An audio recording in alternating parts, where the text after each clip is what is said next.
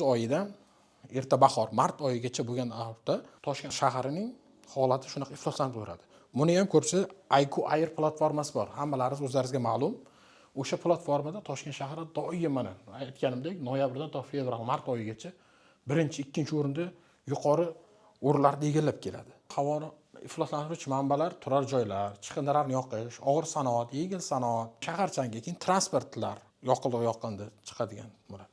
Bunga asosiy sabablar poytaxtimiz atrofida 630 bitta issiqxona bor. Ularda ko'mir, ba'zan rezina, shina va boshqa yonuvchi vositalar foydalanadi. Jahon bankining statistikasiga ko'ra, o'tgan yilga chiqqan ma'lumotiga ko'ra, zararning qiymati 488 million dollarga tashkil etilgan. Bular bir ehtimollik jihatidan. Soch tanasi bilan ko'rganda PM chang zarrasi va PM10 chang zarralari qanchalik farqini ko'rishingiz mumkin ekranda. Chunki oddiy qum changi bor, o'shani changini razmeri PM bilan 10 ni solishtirilgandagisi. Keyin inson tanasida o'tkazishlari. Bular hammasini inobatga olib, men o'zimning asosiy ilmiy ishimdan kelayotgan ma'lumotlarni o'rgandim. Asosiy muammo hamma holatda ham ma'lumotlar to'liq yetib kelmasligi. Chunki PM niki yoki CO2 ma'lumotlari yetmaydi.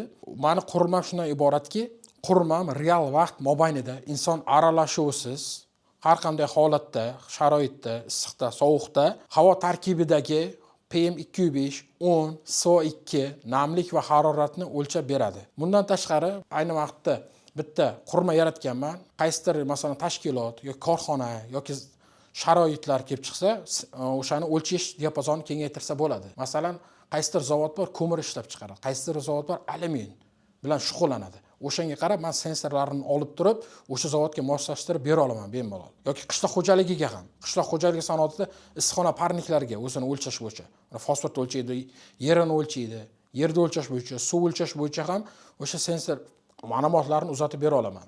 Hozir vaqtda Toshkent transport zavodi bilan ish olib boryapman. Ifloslantiruvchi korxonalar bor, A kategoriyaga kiruvchi. U dekabr oyigacha hamma korxona o'zini stansiyasini qo'yishi kerak. Bu degani o'zidan chiqayotgan zararli moddalarni atmosferaga chiqarib beryapti. O'sha atmosferaga chiqarayotgan ma'lumotlarni hozirgi sharoitgacha ekologlar borib turib o'lchaydi, olib keladi, qog'oz hujjat qiladi.